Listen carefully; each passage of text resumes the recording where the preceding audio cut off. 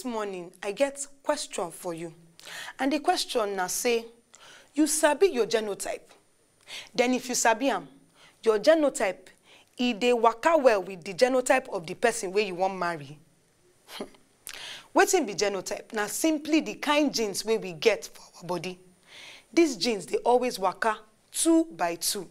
And the type where we get for our body as human being, na AA, AS, AC, SS, sometimes SC. I should say, go they ask me, say, I beg, which one be AC again? It no dey common and it no dey normal. Anyway, the main reason why I ask you this question now because we won't try avoid one disease we don't scatter plenty families, all because them know they do proper research before they marry. This now still your health corner on top Good Morning NAIJA, and my name as usual na Dr. Adaora. So wetin be this sickle cell disease? Sickle cell disease na inherited blood disorders where they affect red blood cells where they our body. People with this sickle cell disease, their red blood cells, they get wetin oyibo they call hemoglobin S, and this na one abnormal type of hemoglobin because the normal one na hemoglobin A. Sometimes these red blood cells, they go come they sick, come form one kind shape wey no good. So because of that, their shape wey no good, maybe like S, it go dey hard for them to dey pass through our small blood vessels them. Take off say, as they pass, they go come block them. So therefore, blood no go quick reach different parts of our body. So when our body tissues not fit get the normal blood where they suppose receive, small time, them go spoil. So now all these things, they cause all the gbege where people will get sickle cell disease, they suffer. Make you know say you not get any one cure for person will be sickle. Wetin be this hemoglobin self? Now it be the main substance where they inside our red blood cell, and they help the red blood cells they carry oxygen from the air in our lungs to all the other parts of our body. Normal red blood cells they contain hemoglobin A, and this hemoglobin S and hemoglobin C they abnormal. So how the person will get sickle cell disease, how their body go they do them?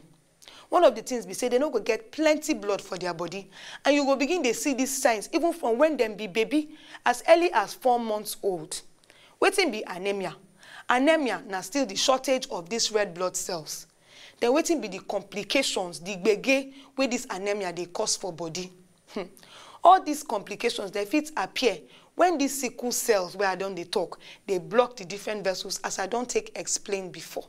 The number one thing, one of the things where they cause, now blindness, because the blood vessels where they supply blood to the eye, those blood vessels, because of those nyama cells where no good, because they don't go block them, it go come damage the retina.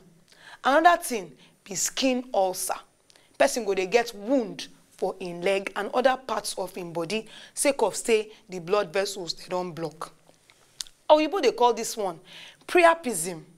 And priapism now when man get painful erection, say in thing go stand, you know go quick come down. They see am for men we get sickle cell. And this one now because the blood vessels where they supply the penis, they don't block. And if they not quick treat them, this one fit lead to impotence. Another one now gallstones. This complication not be blocked blood vessel they cause am. Instead, now when the red blood cells they break down, now that time these stones go gather for inside our body. Another thing be delayed growth. People will get this sickle cell, they know they quick grow. All their mates go grow, leave them. Plus including some kind things where go they affect them for head. So you go see them, their body go they shake. Small time they go just fall down. They foam go they form for their mouth. Then some they go they bleed inside their brain. They can't sleep. They not quick wake up. Some people go feel sleep for many years. They not go wake up. All this one now because of the things where they cause some kind blockage inside their brain. And this one if they're not quick treat them, the person feel die go from there. You and me know say you get plenty people where don't die on top this sickle cell disease matter. As me if you get friend, me self I get friend, we don't die from this thing. Not be small matter we will discuss here. That's now why I ask you the question from the beginning. You sabi your genotype, And if you sabi am, you know say you be AS. You know say you no suppose marry another person wey be AS. So check yourself well. No let love wanting to make you make your children suffer or you self suffer for future, because by that time your eye go clear. You can't ask yourself why. A word is enough for the wise. If you don't hear wetin I dey talk today, I sure say you go take steps to make sure say you no increase this gbege for this world. Now here we go back break. We go see you tomorrow. Make you take care of yourself.